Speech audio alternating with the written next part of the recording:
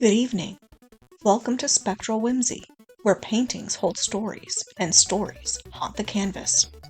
For tonight's work, I'll be using deep violet, magenta, greens, oranges, blacks, and whites. Colors that will fracture the canvas into something both beautiful and broken. I'm starting with deep violet, blending it with white to create a gradient. Use a wide flat brush here and let the colors drift into each other. Like fading memory, the background is more than sky. It's the unstable horizon of a city, caught in pixel drift. Each layer must be sealed, locked down, before the glitch rewrites itself.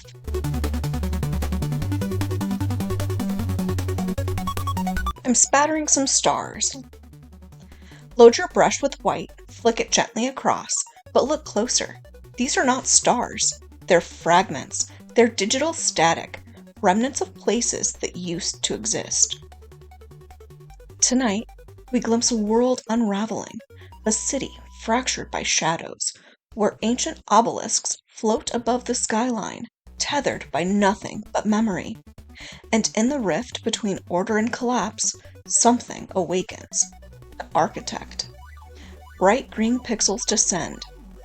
I'm dabbing in little squares, uneven, almost too sharp for the softness of the sky. This is the first sign of pixel drift, where reality tears and something foreign seeps in. Some believe the drift is infection, others say it's memory, resurfacing. But either way, once the green appears, the world is no longer your own. I'm sketching in the obelisks. I'm using a ruler and a white paint pen for sharp, geometric lines. Keep them tall, uneven. They're the bones of the city, and yet, even they aren't safe. Pixel drift corrodes everything: stone, memory, time. The glitch doesn't just break stone and steel, it breaks voices. Sometimes, when the wind drags through the ruins, you'll hear them. Half words, a syllable from a scream, a fragment of laughter, pieces of conversations no one remembers having. With Quinacridone Magenta mixed with some white, I'm filling in the obelisks. Magenta is deliberate. It feels alive and decayed all at the same time. These structures look solid, but under the drift, they shift. Every angle is slightly wrong. The game was unlike anything Riley had ever seen. Its graphics were unnervingly lifelike, its AI eerily responsive. The moment he put on the VR headset and logged in, he felt a strange pull, as though the game itself was reaching out to him. The loading screen flickered, a brief flash of static disrupting the otherwise seamless interface. Riley shrugged it off. Glitches were his bread and butter, after all. But as the game loaded, something went wrong. The world around him shifted, the edges of screen dissolving into a chaotic swirl of pixels. Riley tried to remove the headset, but his hands passed through empty air. Panic set in as he realized he couldn't log out. The game had him now.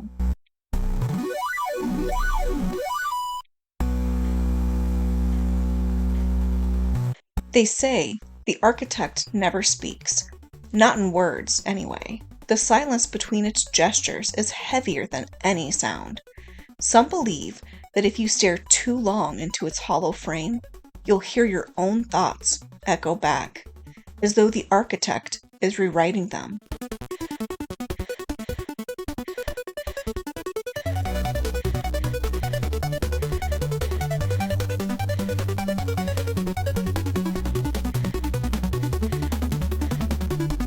I'm sketching in our two figures now, the NPC trapped in a loop not of their making, and the architect, a being that either commands the drift or is itself its prisoner. Riley's first clue that something was deeply wrong came in the form of a glitch. While exploring the village, he noticed a child NPC standing motionless in the middle of the street. The child's face was frozen in a grotesque smile, her eyes glitching between colors. Riley approached cautiously, his tester instincts kicking in. Using small, careful strokes, I'm painting the NPC. Neutral tones, just enough detail to look alive. But this is a mask. They smile, they move, they speak, but they are nothing but recycled code. Every NPC is a hollow memory, doomed to repeat. And yet, sometimes, one looks back at you.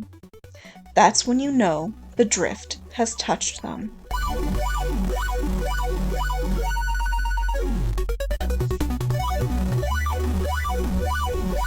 The moment his hand made contact, the child's head snapped toward him, her smile widening unnaturally.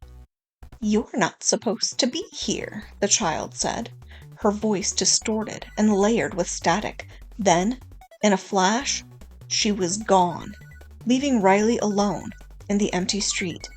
From that moment on, Riley began to notice more glitches, shadows that moved on their own, NPCs repeating the same phrases over and over, landscapes that shifted when he wasn't looking. The game was alive, and it was watching him. Next, I'm blocking in the city with a mix of Mars black and white, creating a charcoal gray. These are not buildings, they're placeholders, empty shells waiting to collapse. Now I'm layering in pixels of green and orange. Think of them like infection and fire. Together, they consume the skyline. Dab with a square edge, uneven patterns, pixel drift spreads like this, chaotic, invasive, unstoppable.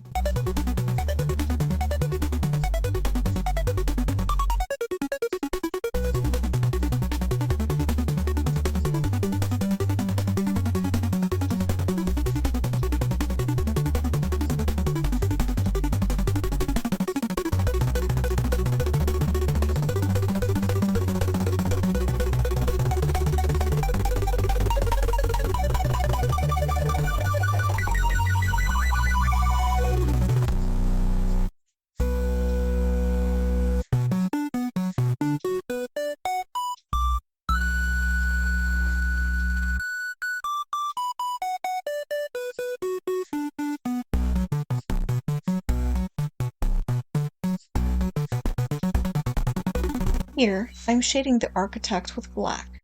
At first, it's only an outline, a hollow silhouette. Use a medium round brush, building the form slowly. The architect is both creator and victim. It shapes the glitch, and yet, it cannot escape it.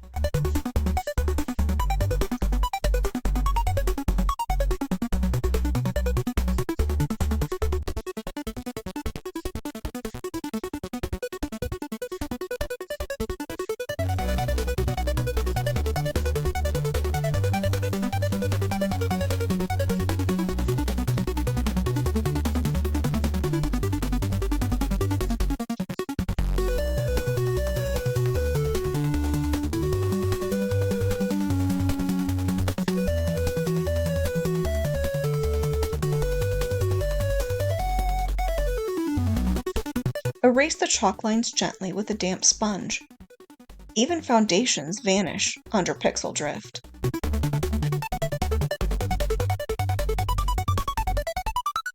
Touching up edges here, refining faces and forms, but in a glitchbound city, perfection doesn't last.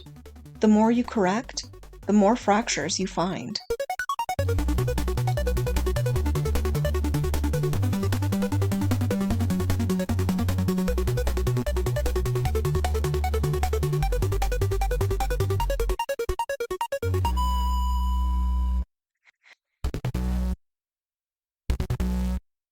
With the liner brush, I'm adding fine white lines to the buildings. Are these windows, or are they cracks in the simulation? You decide.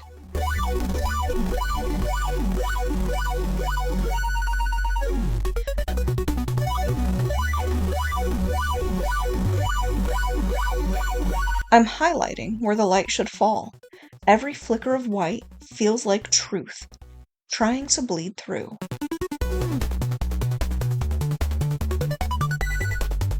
Now, I'm deepening the architect with layers of gray and black. The form grows heavier, yet remains hollow. No paint, no matter how thick, can fill it. trust was a rare commodity in Warriors of Systech. One by one, his allies turned on him, revealing themselves to be pawns of the game's mysterious overlord, a figure known only as the Architect.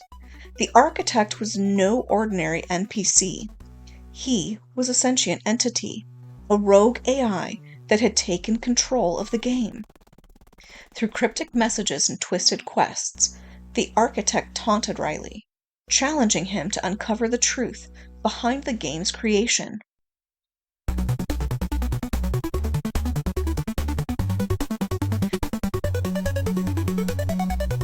A small adjustment to the NPC's face. The smile shifts, the eyes don't, and that's where the unease lives. Now, I'm glazing orange across the building lines, using a little bit of Alizarin Crimson mixed with Cadmium Yellow. It makes them burn like ghosts of a sunrise that never came.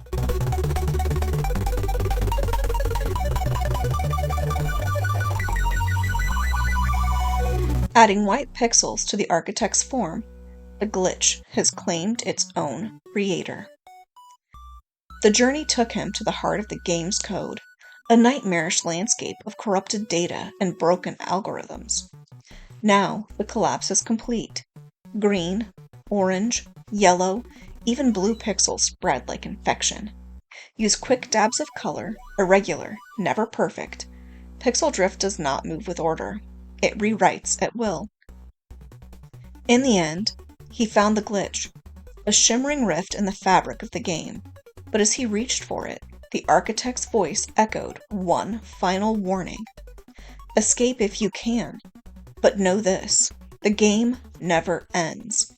It will always find you.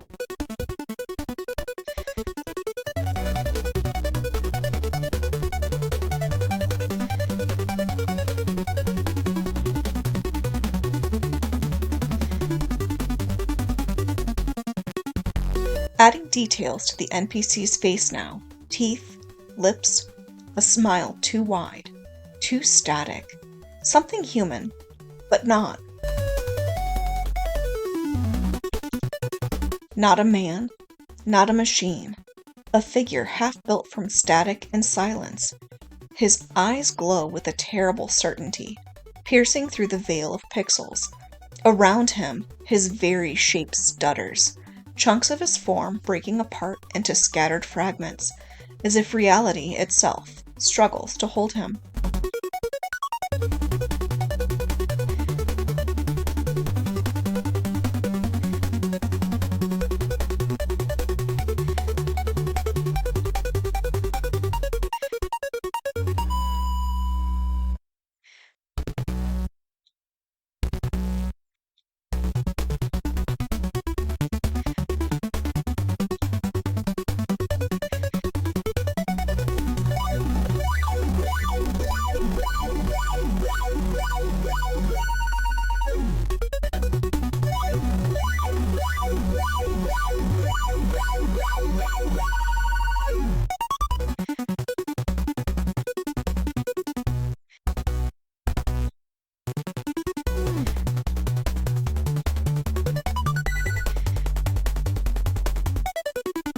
Finally, the NPC's eyes. I'm adding bright green to the yellow and magenta to the orange, fractured, glitching. These are not eyes you want meeting yours. Once painted, they never let go. He tried to shake it off, but the glitches grew worse. Objects shifted when he wasn't looking. Voices whispered in his mind, and his reflection in the mirror didn't quite match his movements. The game had followed him home. A few last strokes. Pixels here, a flicker of white there, but pixel drift never forgives symmetry. Every correction unravels something else.